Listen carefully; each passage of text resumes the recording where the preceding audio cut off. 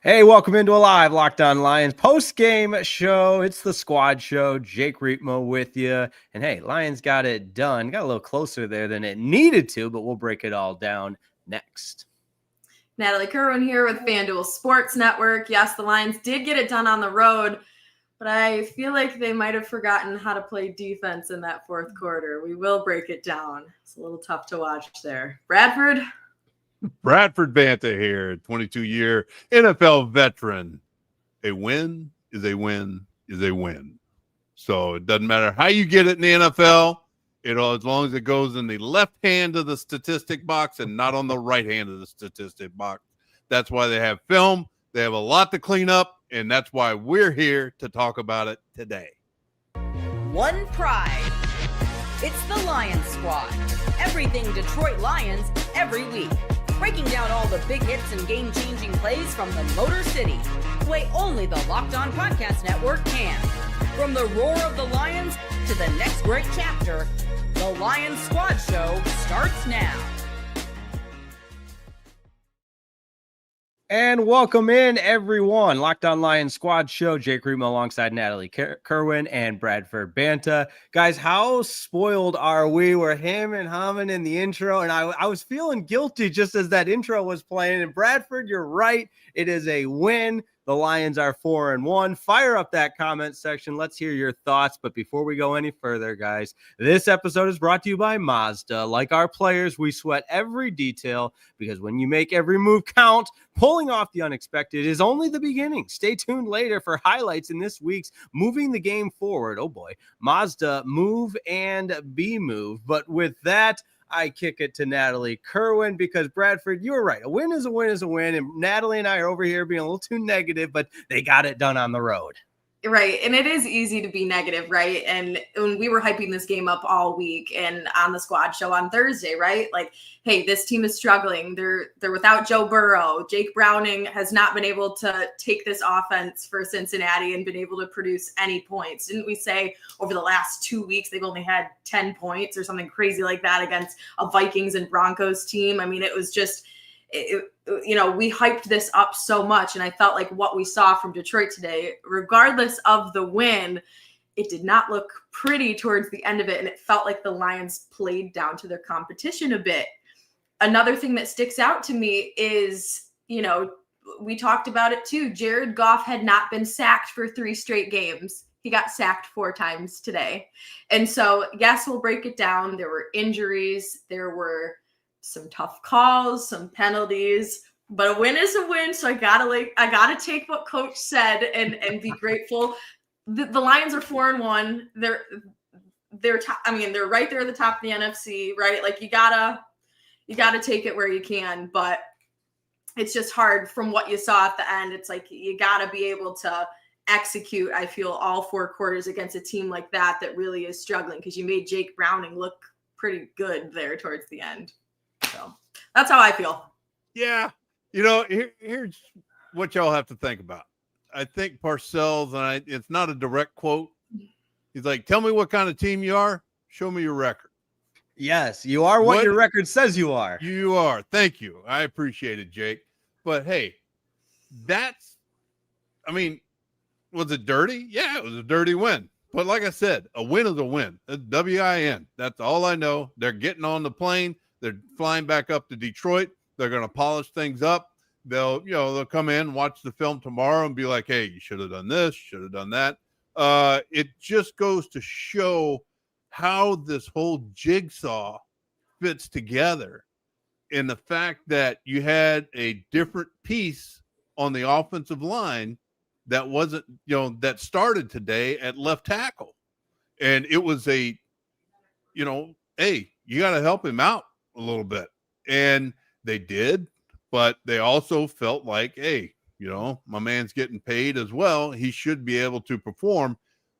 He has to come through, and he has to grow up quickly, because this thing with the shoulder or pec or whatever it is with Taylor Decker is going to be around the rest of the season, and they're going to try to manage it as best they can. And they will try to help Manu out as much as they can. Now, They still need to get a lot of the pieces out in routes, but they're going to chip. They're going to, everybody that's in that area is going to help him out. And then there's a couple things that you can clean up defensively, and then special teams as well. So, but that is what stood out to me the most today, just talking about the left tackle position, and then also defensively. So we'll get more into that the further we get into the show. For sure. Appreciate everybody's comments flooding in here on our Locked On Lions squad show after another Lions victory. And guys, as we kind of do our high level instant reactions before the deep dive, and I feel like I'm scolding myself. I want to bring up a positive. And when Jake Browning was looking like the Lions MVP in the first half, I think Bradford, you said like these guys are pros too. He figured it out and showed that he can still zip the ball around and look like a productive NFL quarterback. This isn't the first time Joe Burrow has been sidelined with a lengthy injury. And at the same time, when the Lions needed to all of a sudden respond, they put together one of the most imposing and physically dominating drives where they didn't even get to third down. They just continuously and methodically moved the ball down the field, and it culminated with an Isaac TeSlaa touchdown, which is always fun to see. But it was almost like they needed to be, have their face mask shaken and woken up a little bit. But at the same time, it shows the prowess of this team that when push comes to shove, and they need to move the ball down the field and get six, they're able to do that. And Nat, I'll kick it to you first, but even though we unexpectedly all of a sudden got this game in the fourth quarter that was still a 2-score game, it was really reassuring to see them answer the call and take the ball and really shove it down the Bengals' throat for that last touchdown. For sure. And it was good to see Isaac TeSlaa finally catch a ball with two hands. I must say, I was excited. You stole my thunder. You stole my thunder, Nat. That's awesome. I love it. I knew it because I said, guys, I don't know when it's going to happen. Maybe it'll be soon. Maybe it'll be towards the end of the season. But finally, I'm like, I can't wait to bring this up on the pod. I knew I was going to steal one of your thunders. So Bradford, I'm sorry, but I had to be said. You're right, Jake. And I think that is a positive because coming out of the gate, right, Jahmyr Chase, touchdown. It's like, okay, really right away. Then once again, and then Hendrickson sacks Goff for the second time. Brock Wright left one-on-one with him. That was not pretty. Yeah. And then Jahmyr Chase gets his second wide open touchdown. Amik Robertson nowhere near him. So then for them to drive down the field and for Isaac TeSlaa to capitalize on that and for them to come back and say, okay, let's really seal the deal on this. It did show that, okay, we got to get our SHIT together a little bit and show that we can finish this out like we did the first half. If I get in trouble for that, so be it. I didn't say the word. I saw that look on your face, Bradford. Hey, we all goes on this podcast, okay? We're here to have some fun. But to your point, that's what this team does. They'll still scrap and claw, and even with what we saw with a lot of the penalty calls and injuries, this team still found a way with the depth guys that we saw out there and still figured out a way, even though the Bengals were coming back into this one and the Lions let up 24 points. 24 points. The Bengals had 3 going into the fourth quarter. It's wild to me. They still get it done. So, yes, to your point, still showed some composure with Isaac in the end zone. Yeah. I'm guilty of and by checking out, don't take that, I was still watching the game, but mentally, you relax a little bit when it's 28-3 heading into the fourth quarter. And I think the announcers did a little bit with Kevin Kugler and Daryl Johnston there. But I did want to bring up, and I'm sorry, I know I'm bouncing all over the place here, but a 13th time that Jahmyr Gibbs and David Montgomery had both scored a touchdown in the same game, which ties Daryl Johnston and Emmitt Smith. And Bradford, times, right? Is it 14? Yes, you're 14. right. You're right. It was 14 heading into it. Yeah, thank you. That's what they needed. But you probably have more recollection. I can vaguely remember watching Emmitt Smith. I had an Emmitt Smith jersey, if that counts. But that's pretty cool. You're tying 2 legends like that. Yeah, so I can say that I played against them. Yeah. So what are you telling me? This is back when they had, what was that? Let's see, 8mm wasn't developed yet. It was just drawing a whole bunch of pictures and then flipping them real quick. And that was our film back then. Did you guys have face masks, or were you still wearing the leather helmets back then? No, they just come up with the nose guard, the true nose guard. It hung down. You like tied it to the back of your head, and it hung down from your nose, and that's how you protected yourself. You know what? Yeah. So you're number one. I got you. Thank you. But hey, some production from those guys. We love it. No, it was fun. And the funny thing about it, if you picked up on the broadcast, it took Emmett and Daryl 9 years to do it. Yeah. And it's only taken Jahmyr and David only 3 years to do it. So they're going to get the record, and it's going to happen soon.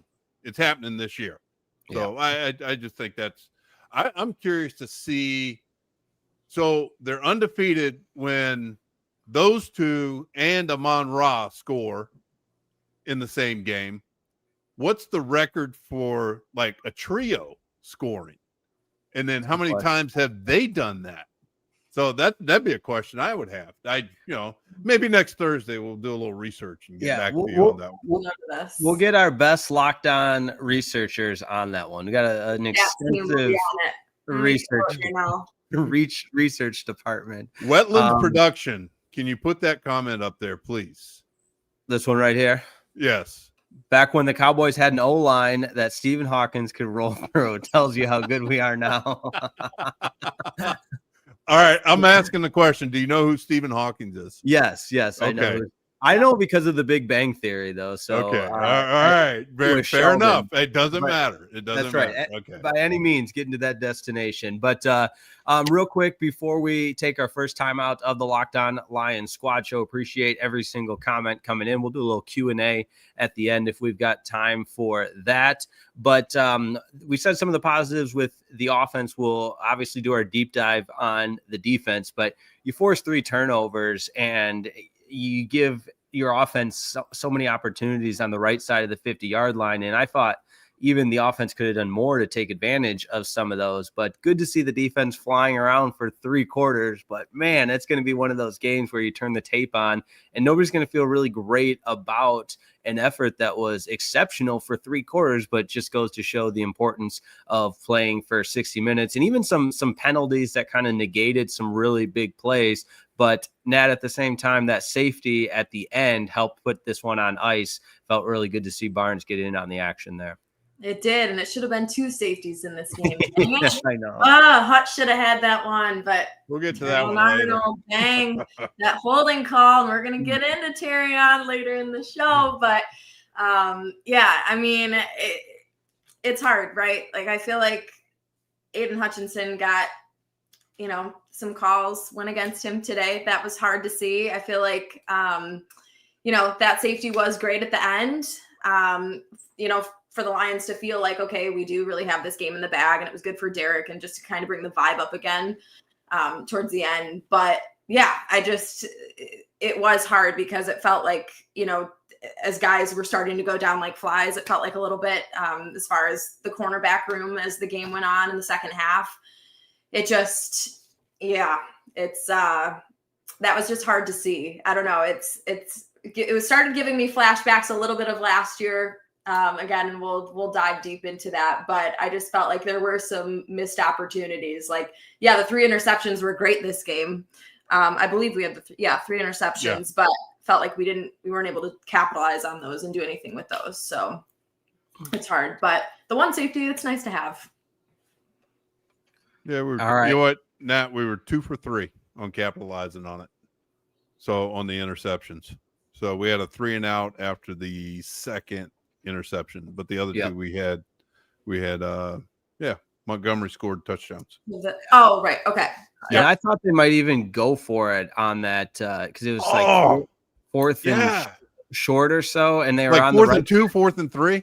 Yeah, it was totally out of character. Yeah, I was surprised by that. I made note of that, but my At other the end of the first half. Yeah. My other thought was, hey, this team hasn't had an ounce of this team being Cincinnati hasn't had an ounce of momentum in that first half.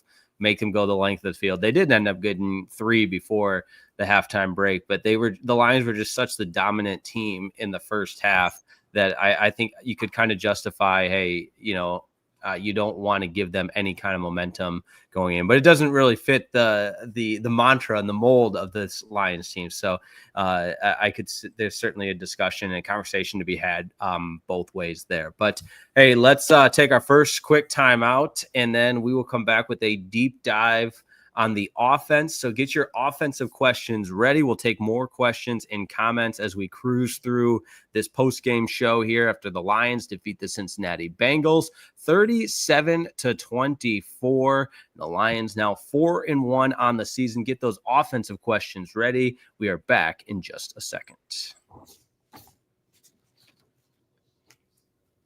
Hey, this episode of the Locked On Lions Squad Show is brought to you by our good friends. Let me tell you who it's brought to you by. Our good friends over at Square. That's right, Square.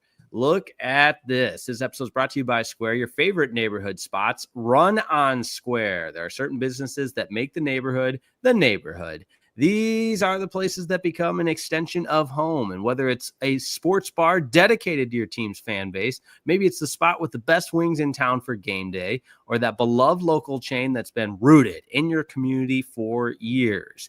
These businesses are what bring people together. When neighborhood businesses thrive, the whole neighborhood thrives. I love Square, and there's a local spot in my neighborhood that's been a part of the Square family for a really long, long time. And who doesn't love to shop local? And with Square, they're the heart of the community for years and years. Square is a proud partner for more than 4 million neighborhood businesses around the world. You can go to square.com/go/lockedonnfl. That's a tough one. Let me give it to you one more time. Square.com/go/lockedonnfl to learn more. But before you do go support your favorite neighborhood spot locally. You'll be happy you did. Square, see ya in the neighborhood.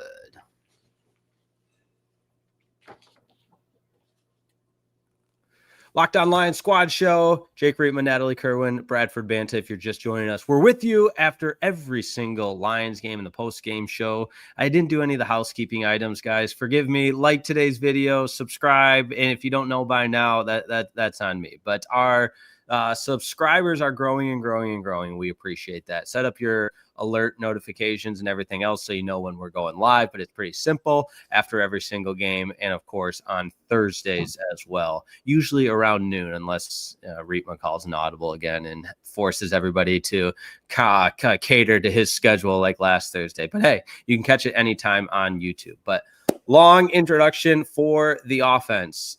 The NFL's best offense on full display once again.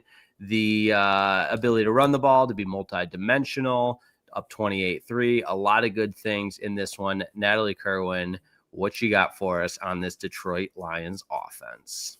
Yeah, I feel like they did have a really great display today, starting, with that first opening drive, the LaPorta touchdown. I thought really set the tone for the group right away to put them up 7-0. Then my favorite part of the game, if I had to pick what that was the trickery play. And I texted you guys in our group chat, David Montgomery. There was a whole story with him being back home in Cincinnati and how special that was for him. And they really highlighted that on the broadcast today. But I love that play of him throwing right to Brock Wright. I love Jared Goff lining up at the top. Like, I had to take a second and pause it and rewind and be like, what is happening here? And I thought that was really cool. A cool moment for him, but also just for the Lions to throw that in there and then for them to go up 14-0 and then, have a 14-3 lead at halftime. And so it was just, as you said, you saw it in the passing game, you saw it in the run game, Gibbs with a touchdown, Monty with one, LaPorta, Brock Wright, TeSlaa. So it was both, success in the pass game and the run game. And I thought, as we've seen these last couple of weeks, they're continuing to build on, getting more guys involved, and they're putting on the points. Like, they lead the NFL, I believe, still. I didn't look before we came on this podcast, but they have the most amount of points in the league right now. So, and for good reason. They have a lot of weapons to use. Yeah, look.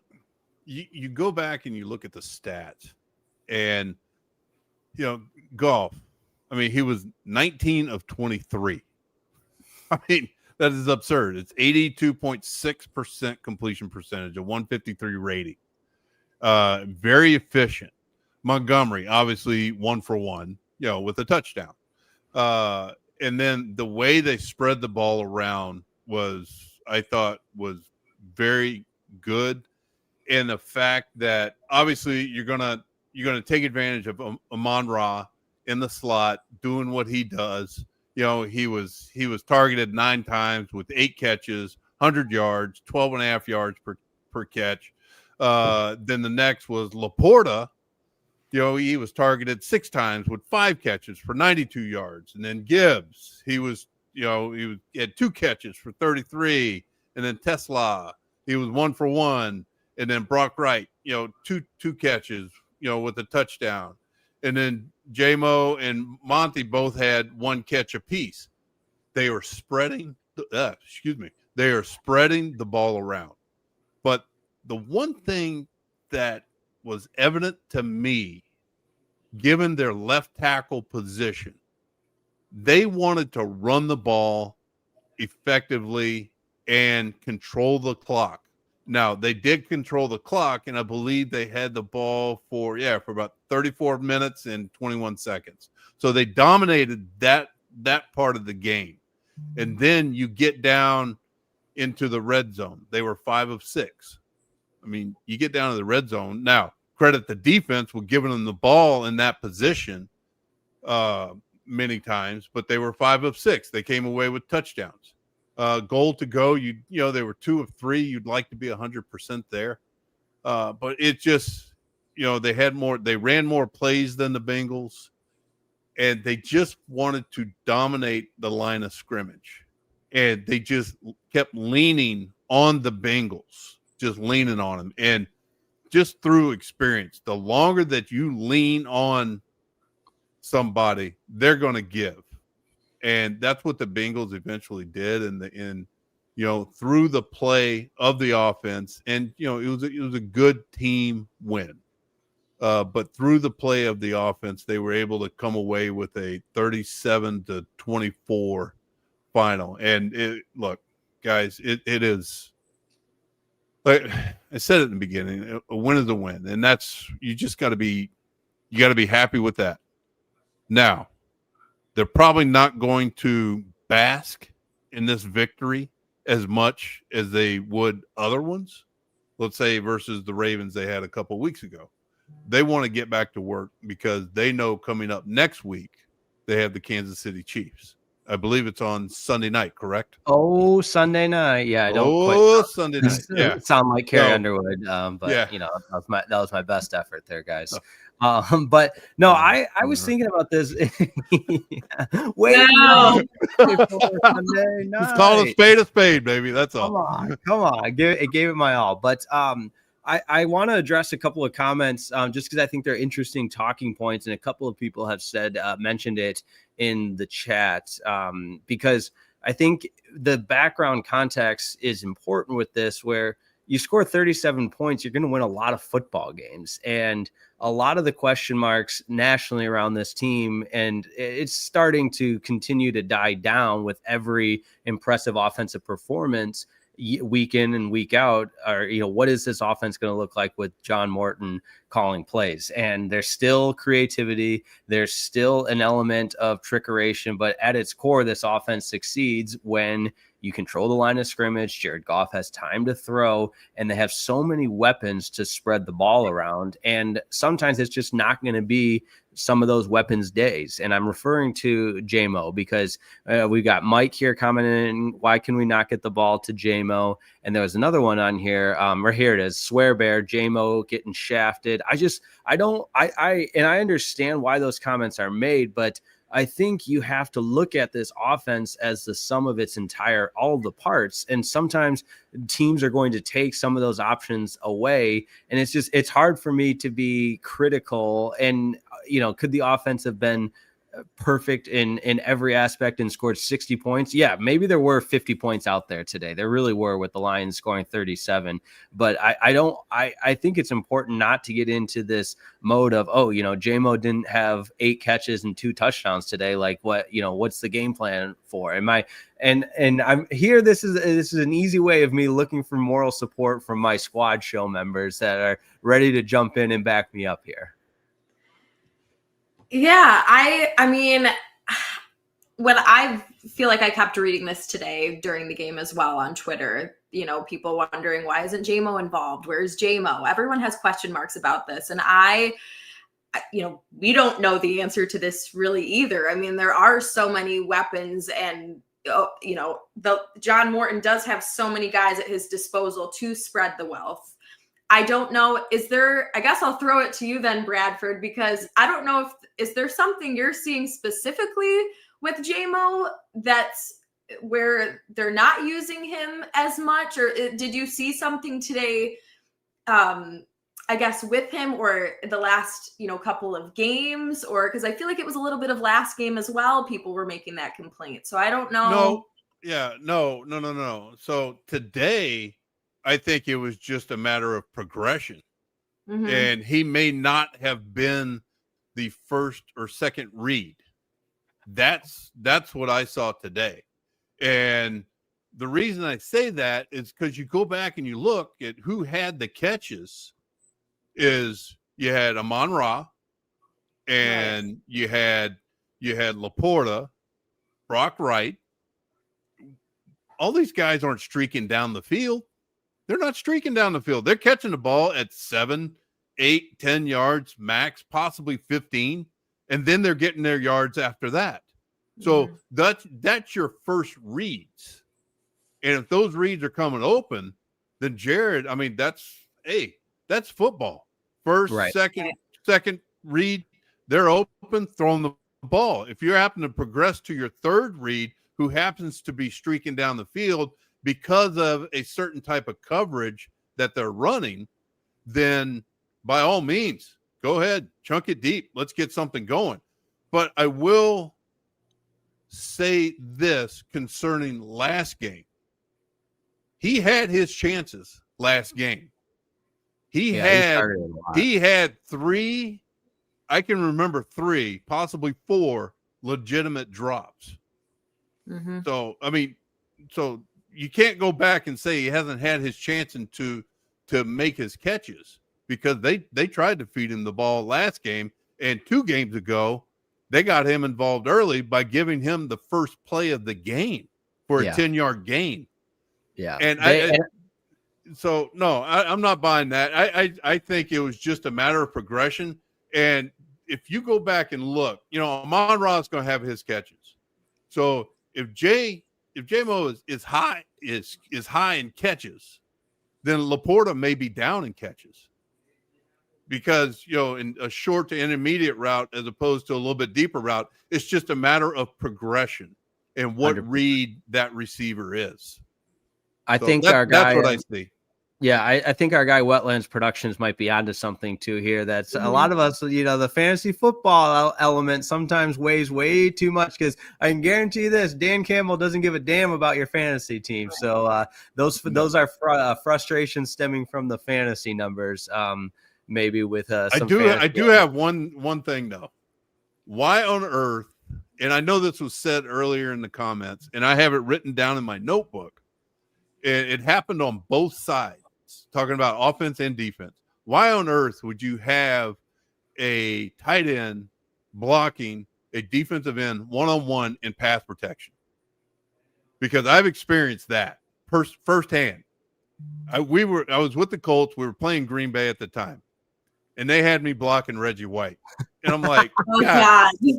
Yeah, exactly. How'd that go? Exactly. I'm like, guys, we got to rethink this. We got to, whenever you have in-game adjustments, this is the time you truly have in-game adjustments. And so you just got to rethink that, because, I mean, look, he beat me like I was just a wet paper bag. He just ran right through me. I was like, there's nothing I can do about that. Right, So. right. Yeah. Yeah. You know, sometimes the good Lord made us the way we are, and that's all you can do. But that's a perfect segue into this comment from our guy John Smith. Glad to see Jake and Coach not so thorny today with the rows back between us. So there you go.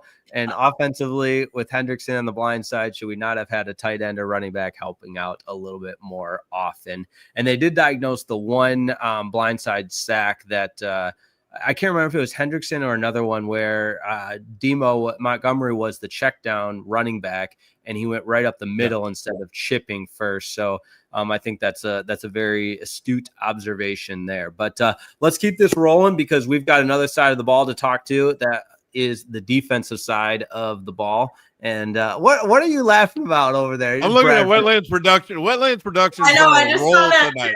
He is on a roll tonight.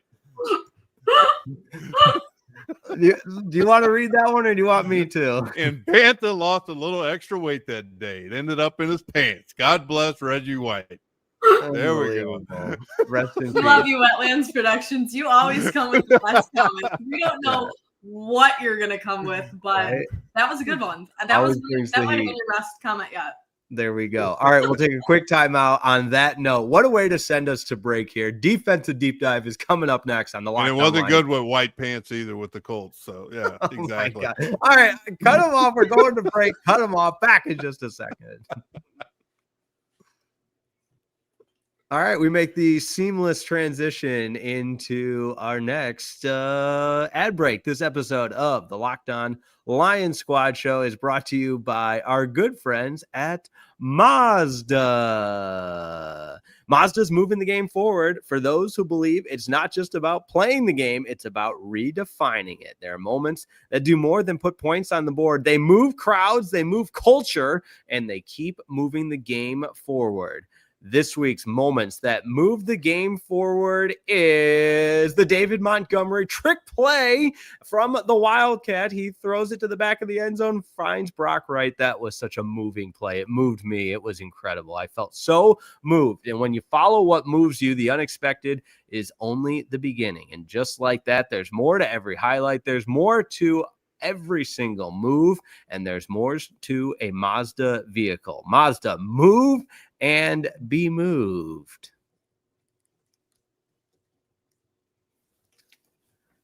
All right, who's feeling moved after that? I'm feeling moved. Every time. I love it. I'm not commenting because I could go a totally different avenue with being moved. All right, good. I'm proud of you for not taking the train off the rails for once. That's a check in the growth and development of the one and only Bradford Banta. I love that. Defensively, Lions force 3 turnovers. They get a safety. It's one of those games where for, maybe 55 minutes, they were completely dominant, but unfortunately let the guard down a little bit in the secondary. And, by the way, the Bengals pretty talented at the wide receiver group between Ja'Marr Chase having 2 touchdowns. T. Higgins was really held in check, but I think early in this game, you felt really good about the secondary. Obviously, Kirby Joseph, the all-pro player that he is, being the ball-hawking safety, and, the number of interceptions he has to his name already really impressive. But I know I'm going to point out the obvious here, Bradford, but when you force a lot of turnovers, it's a pretty good start for your defense. Although they did say some of those were giveaways by the Bengals offense, not takeaways by the Lions defense. Hey, we still had to catch them, right? That's right. That's right. Hey, so that is a takeaway. So look, I was disappointed in their first drive because the Lions could have gotten off the field a lot sooner. There was that unnecessary roughness by Kirby Joseph, along with Aiden lining up offsides on that first drive. I thought they could have gotten off the field a heck of a lot sooner, but they made them punt. Great. The first quarter, they didn't do anything. The Cincinnati Bengals didn't do anything. Then they throw the 2 interceptions, and then they end the half with the long field goal, which I don't know. It just, and then they started the half with a field goal, and then the fourth quarter, is whenever the Bengals came back and just lit it up, with 3 touchdowns, 2 to Chase and 1 to Higgins.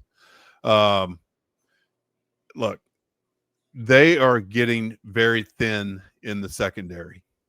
And these calls are already being made by Brad Holmes and his staff to fill in the mantra of the next man up.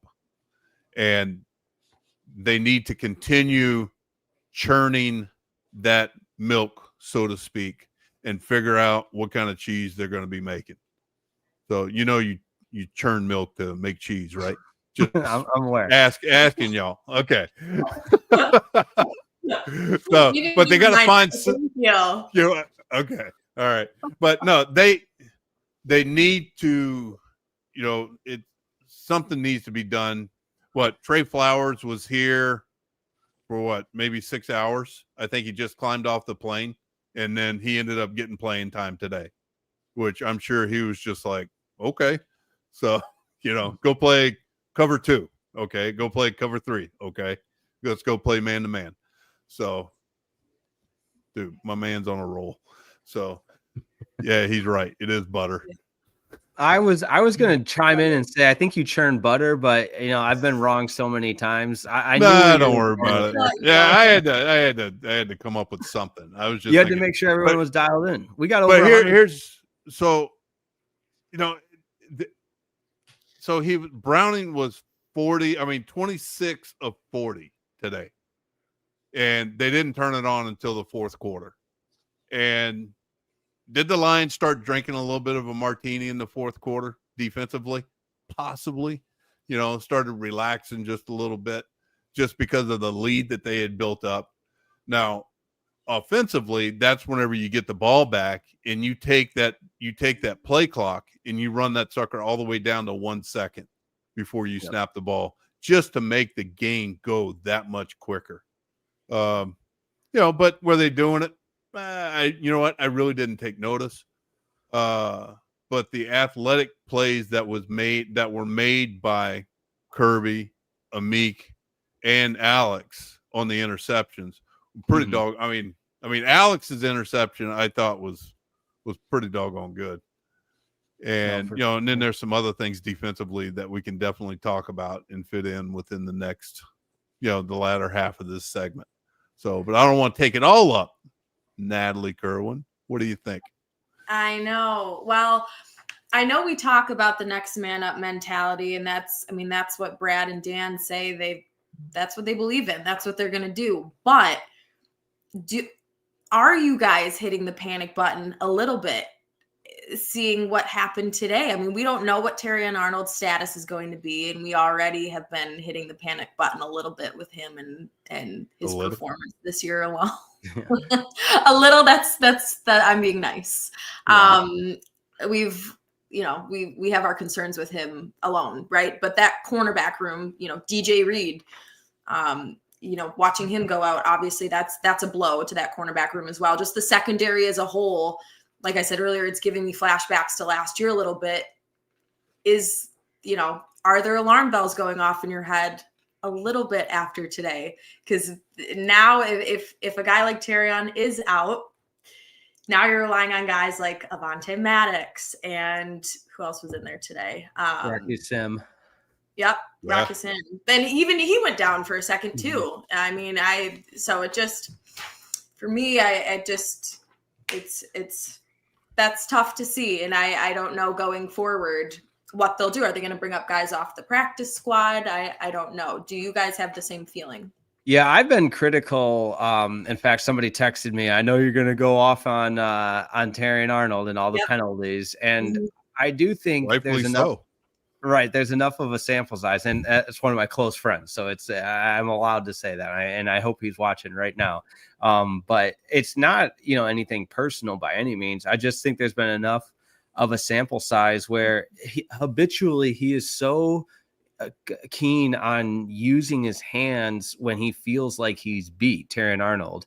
And it's just, you can't play defensive back that way, because the second you panic, and we saw it today where it was a reaction, like it was a muscle reaction for him to grab when the ball wasn't even being delivered on target, and it results in a pass interference call that gave him a first down. But the ball was, I mean, Browning was not connecting that pass to Jahmyr Chase, but Arnold felt like he was beat, so he panicked and grabbed and resorted to that feeling of, coming up with so many penalties, which is why he's been penalized so much.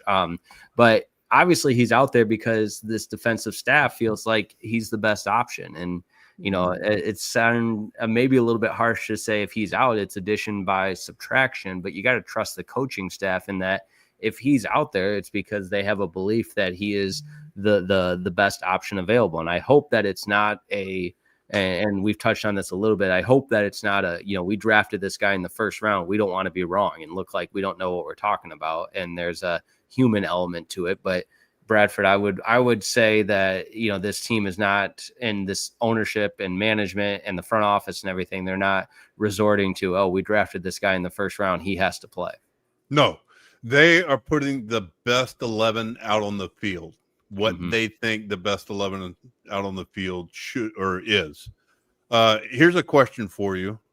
Would you have rather had what Amik Robertson went through on the Jahmyr Chase bomb that he scored on, or would you rather have Terry and Arnold out there grabbing Jahmyr Chase and getting a defensive holding penalty? Right. I mean, it's a double-edged sword, and pick your poison in that case right there, because you have to, as a player, just speaking as a player and as a coach, and you have to remind the players of this, of the situation in the game. And they were talking about it on the broadcast. You're up by, 20 plus points at that point in the game, and you're biting on an in route, knowing that they're going to try to take you deep. Yeah, because that was like a 3rd and 14 play or something. Yeah. Third and long. Just play the sticks, play it deep, keep everything in front of you. Yep. But getting back to the Terry and Arnold situation, it just, he had a couple plays today. It seems like we're talking about this every post game, where we're bringing up Terry and Arnold, and he negates the safety from Hutch. Natalie had brought that up earlier, with a defensive holding, and then he ended up having a DPI in the third quarter, and then he goes down with the injury. This is the second week in a row that he's gone down with I think they're calling it the shoulder injury, if I'm not mistaken. So, yes, there is cause for concern. I will say this. Prior to the fourth quarter, I thought the Lions' open field tackling on the second and third level with the linebackers and the defensive backs was superb. They closed on the ball, and they were getting those players down quickly, without any hesitation. Now, given the fourth quarter came rolling around and things switched up a little bit, but that was a wing and a prayer by Browning to Jahmyr Chase, and talking about the one where he got both feet in for the touchdown. And then, you had the bomb to Jahmyr Chase off of the double move on Amik Robinson. And then you had the T. Higgins. I can't recall the route that he ran, but anyway, he had his touchdown there. So those guys, you're talking about a couple of, higher paid individual receivers that get paid to make plays as well. No, for sure. I made note of this when Jack Campbell punched the ball out. The Lions didn't recover it, but he does so many things well, Jack Campbell, and it's almost like he does them so quietly that I'm guilty of not bringing it up enough, because it's such solid linebacker play, and Barnes today too. And sometimes it's easy to take that for granted. And it should be noted how well, because that's another early round draft pick in Jack Campbell at a position you don't often see taken off the board that early, unless it's truly a guy that's going to be an impactful difference maker like Jack Campbell has been. Yeah. Whenever they took Jack Campbell, my past experience from Michigan and then playing against Iowa, I thought it was a fantastic pick. And you want Dan and Brad want to put football guys in the building. And he is a football guy. Yeah, for sure. I mean, he is a football guy. And, he lives, breathes, he eats it. And that's the type of mentality, that type of grit that we've come to know that they want in the building, and it helps to build that culture. And he is in what I call FBI, and that term is used by scouts, and it's called football intelligence. And understanding the situation that you are in, and then coming through with the right choice of play to make. And that's what Jack Campbell does. Is he limited some athletically? Yes. But coaches understand that, and they don't put him in situations that he's not going to succeed. They put him in situations that he is going to succeed. And he does well. He thrives in the defense. And I feel like we've seen that FBI, that football intelligence, grow a lot, even just looking at this small sample size from last year to the 5 games that we've seen already this year. And to your point, I think, yeah, he is just that football gritty guy. And I remember too, when he was picked, there was a lot of hype around him. Very exciting. Iowa obviously has a history of, a lot of good guys out of there. Sam LaPorta, another one, really exciting too, to have him a part of this Lions squad and just, knowing that, you're going to get a good player out of that school. So that linebacker room in general, though, for this Lions group, I mean, Alex Anzalone today with an interception as well. Like a guy like Jack Campbell can learn a lot from a veteran as well, like Alex Anzalone, and then Derrick Barnes with the safety too. I feel like that group is meshing really well together. So it's really good to see. For sure. Yeah, Let's what ran through your mind whenever Barnes got that safety? My initial reaction was, what was that guard looking outside for? Yeah, I was. Come on, man. Yeah, I saw it. Like you could kind of see it developing, and I was just more like, hey, all right, fine. Finally, like we needed an exclamation point to the end of this one. Like, get everybody, game's over. We've done our job. But it was, to your point, like I'm not sure schematically what the idea was there. Yeah. Well, go get a safety. That's what I saw. So, yeah. We will wrap up the Locked On Lions post-game edition on our Locked On Lions squad show with a little Q&A. We still got 100 plus people watching, so get your questions ready. We'll do a little Q&A, but we also need to talk a little special teams because there was a special teams play that kind of worked out eventually to kind of work in the Lions' favor, but it was a little dicey there. We'll put it that way. So we'll break that one down next. Get your questions ready during the break as well. So it will be Q&A, and then we will tie a bow on it next on the Locked On Lions squad show. Today's episode of the Locked On Lions Squad Show is brought to you by our good friends at FanDuel. The NFL season is here, and FanDuel has an offer you don't want to miss. Right now, new customers can bet just $5 and get $300 in bonus bets if you win. That's right. You pick a bet, you put down $5, and if it hits, you'll unlock $300 in bonus bets to use all across the app.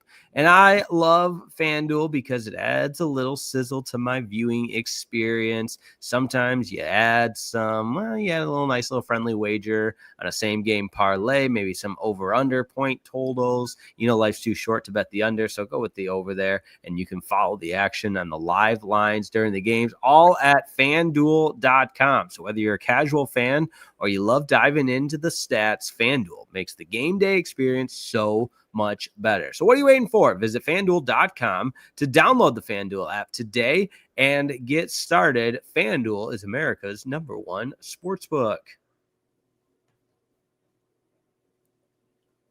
Locked On Lions squad show after a Lions 37-24 victory. Special teams, one of my favorite things to break down. Special teams is once again part of the NFL, thank goodness. And the onside kick that for a second looked like the Bengals had it. It was like a what's a grease pig, right? When you're trying to grab a grease pig and it just jumps all around. That's what that football looked like. And it seemed to have changed hands a couple of different times. So Bradford Banta, I kick it to you. See what I did there, guys? See what I did there? Hey. Yeah. Watermelon style, rolling over to you, and hopefully you'll do better at jumping on this onside kick topic than the Lions front line did. So the way they approached it was the right thing to do, because if you wait until that ball travels 10 yards, because it had enough. And I'm going to go and get into the science of it a little bit, because that ball, nerd, come on, you're a nerd. So he kicked the right side of the ball. All right. And he gets it spinning, and it initially takes off towards the Bengals line of scrimmage. But the inertia, I think maybe the right word, I'm not sure. But anyway, it starts to roll towards the Lions. It starts to get to 10 yards. So as soon as that ball starts to slow up just a hair, which it started to do, I think that it was right that jumped on it initially, correct? Yep. He did the right thing in trying to field the ball, but in doing so, you can't jump on it like you're jumping on a grenade. Does that make sense? So yeah, you kind of have to, we call it you have to field it in kind of a fetal position to let the ball come into your gut, and then you embrace the entire ball. And what he did was he jumped on basically the meat of the ball. And Jake, to what you were talking about earlier, it was a grease pig, and it shot out of there like nothing. And then it went through another Lions player's legs. Right. And then McPherson tried to get in there. The kicker tried to get in there. And who ended up coming back? I mean, the Lions who ended up recovering the ball? Someone for the Lions, because McPherson, the Bengals kicker, had a decent shot at it, but now I'm blanking on who recovered it, because I was I don't know if they ever definitively said who recovered it. I don't think so either, and I'm trying to look it up right now. Hold on. But from the strategic side of it, and I don't want to nerd out too much on it, but the rule changes has really deemed the onside kick a very your options are so limited on how to actually execute and perform the kicking act of the onside kick. Bradford, how would you coach it? Do you think the flat football kick style, the way they did, is probably the most effective way, or do you still like the high bounce and trying to run down and field it that way? No, the flat roll at which Cincinnati executed today is probably one of the best onside kicks that's out there today. The high bounce that they have, I just don't see it being as effective, because there's too much airtime. It doesn't allow it allows too much of an opportunity for the return team, too high percentage of a chance for the return team to recover the ball. I don't like that ball as much as, just hit a end over end speed bouncer at a 30-degree angle, and just, you put somebody on the edge that's fast, and you hope they're able to cover enough ground to knock it back inbounds. If the receiving team allows it to go out of bounds, you hope he knocks it back inbounds, and then every man for himself, because that's eventually what it boils down to. No, for sure. And hopefully the Lions are never in a position where they have to attempt an onside kick, because that's never good. But I miss the old days where you didn't have to declare an onside kick. I think that's one of the worst rules of all time. And as a special teams coach, does that just drive you insane that you have to tell the opposition that you're kicking an onside kick? Yeah. But with the new rules, that's just the way it is, because the kickoff coverage team aligns on the 40-yard line on the opposite 40, and the kickoff return team aligns on the 35. So that's just the way the rules are now. And Fortunately, the competition committee got together last year and realized that, hey, let's leave the onside kick in, but you have to declare when you're going to do it, but you can do it at any point in the game now, rather than being, only in the fourth quarter and behind. So, but look, I liked it the way it was whenever you could hit the surprise onside. Yes. And it added a lot of flavor to the game. Now, if you were to bring back the old kickoff rules along with the new starting yard line, if you kick it into the end zone, now we're going to be cooking with grease. Yeah. Then we're going to get some real plays.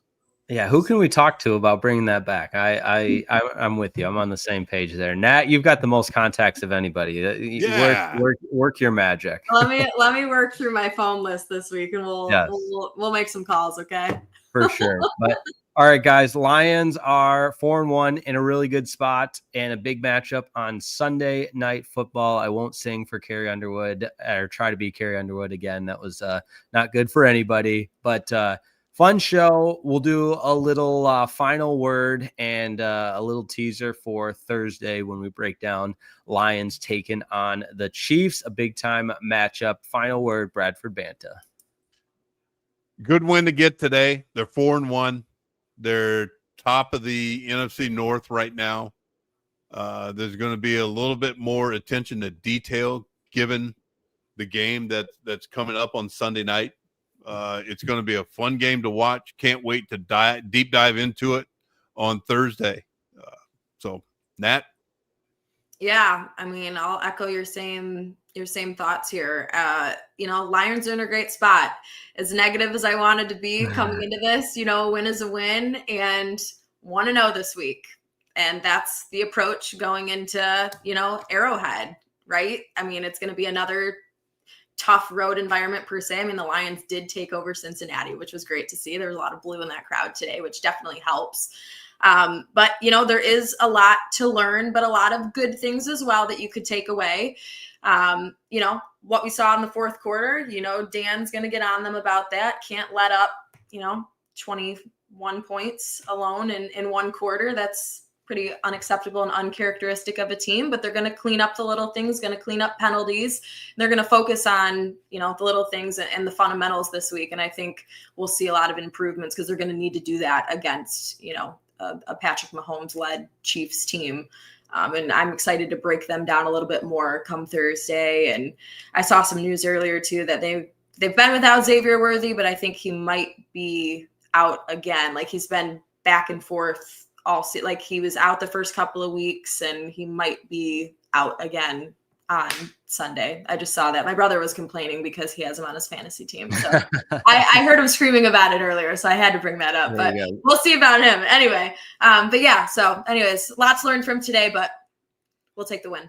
There you go. We'll get a chance to do a nice scout of the Kansas City Chiefs as they play on Monday Night Football against Jacksonville. So we'll talk to everybody again on Thursday, but we've got playoff baseball, guys. I meant to bring that up earlier. So this is my shameless plug for the Locked On Tigers post-game show. You can join me over on that one. But for Bradford Banta, Natalie, Kerwin, my name is Jake Riepma. Thanks so much for tuning in. Make sure you like today's video. Subscribe to the channel. Check out Locked On Lions with Matt Derry. And we will see you all on Thursday. The Lions are 4-1 after a victory over the Bengals. Good night, everyone.